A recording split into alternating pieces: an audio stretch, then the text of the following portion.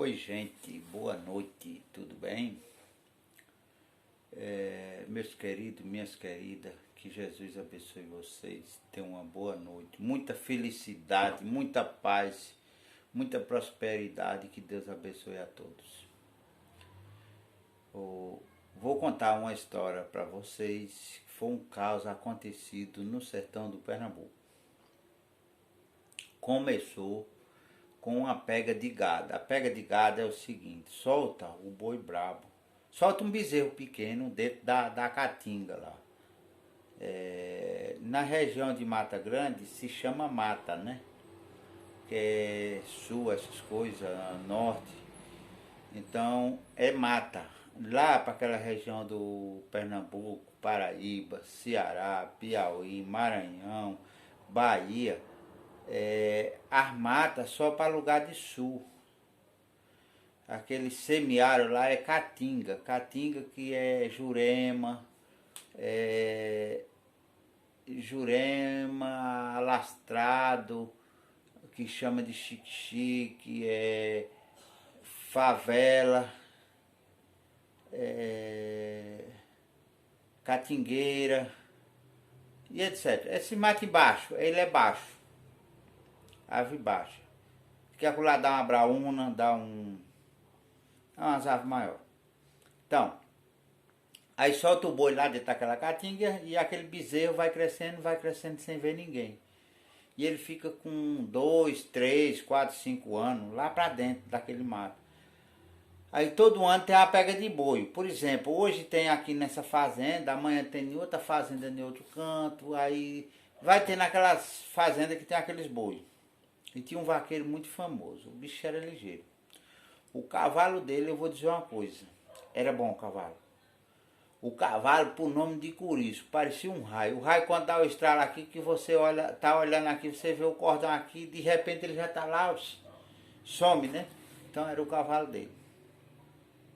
Inventaram aquela pega de boi, e na hora dos vaqueiros sair, e esqueceram de dizer, avisar para eles sobre a grota. Tinha uma grota. Aquilo era muito fundo, aquela grota. Tinha um talhadão de pedra. Aquilo era quilômetros e quilômetros de fundura lá para baixo. Até hoje tem ainda a grota. E na saída dos vaqueiros, esqueceram de avisar para ele. E o vaqueiro já saiu afoito. Já arriscou aquele corisco dele, já não podia ver espora aquele cavalo, que na arrancada já dava 180 km por hora. Quando ele partia, ficava um buraco no chão, parecia um pneu de caminhão. E ele partiu no meio do mundo, aquele monte de vaqueiro. E os vaqueiros entraram naquela caatinga aberta e ele entrou naquela caatinga fechada, que ele pensou com ele, porque o boi, arisco que seja, não ia ficar naquele mato aberto, ia ficar naquele mato fechado, né? Então ele catou o cavalo dele e partiu para aquele mato fechado. E foi lá andando, lá na frente escutou uma quebradeira de mato.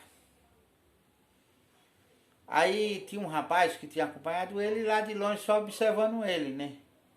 Disse, na hora que ele vê o garrote, que ele botar no garrote, eu acompanho ele. Nós pegamos junto.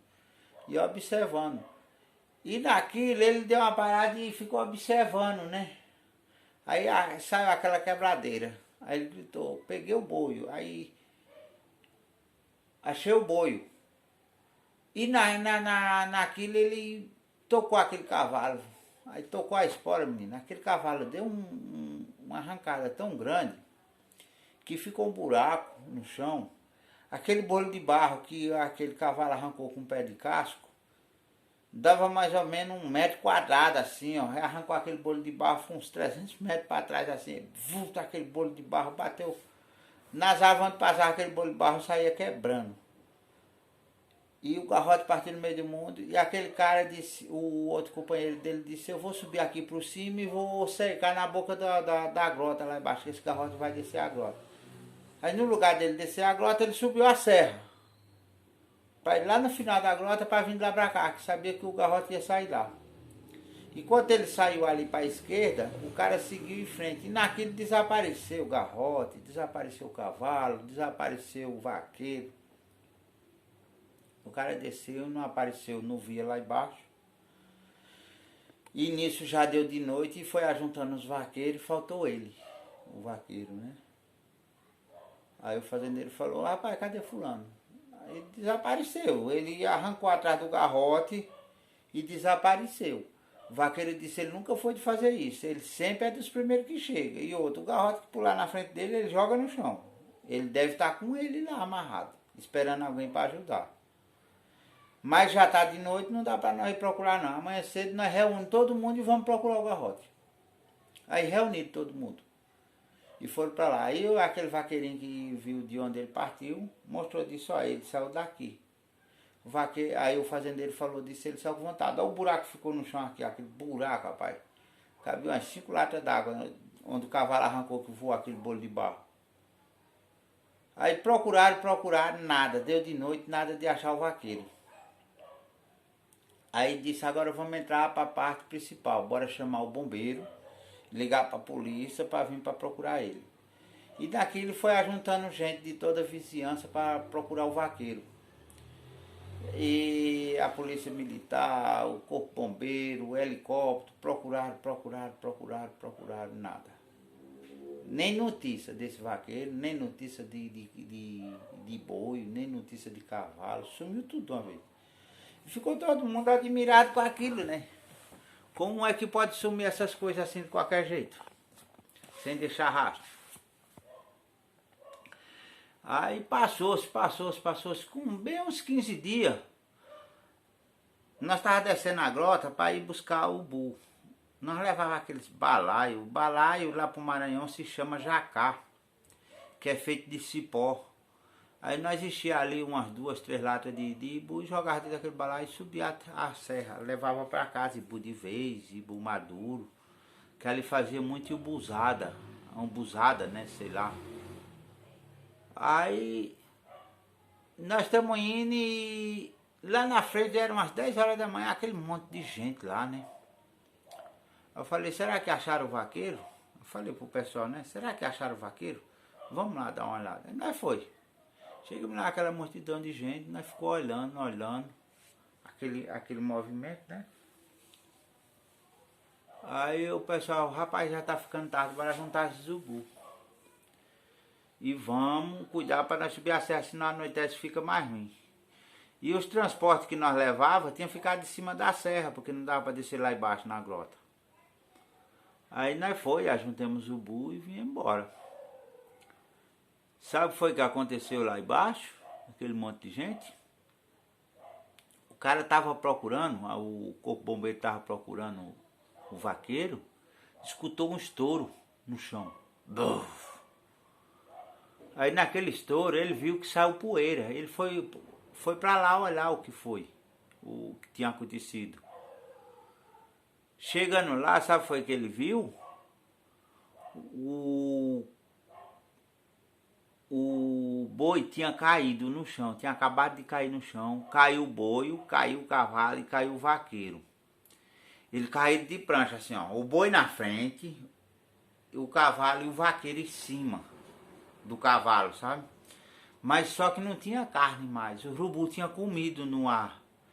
Do dia que ele caiu, do dia que ele desapareceu, o dia que ele caiu no chão, os urubus conseguiram comer a carne deles tudinho. Só caiu um monte de osso do boi, um monte de osso do cavalo e um monte de osso do vaqueiro. E o vaqueiro escanchado ainda, pegado na rédea assim, ó, do cavalo. Só aquela caveira. E eu acho que como o urubu comeram a carne, ele ficou leve, aí prancheou assim, aí ele desceu e bateu naquela areia do rio. Blá! Aí, até hoje ainda tá lá, o cavalo, o vaqueiro, o boi e os três.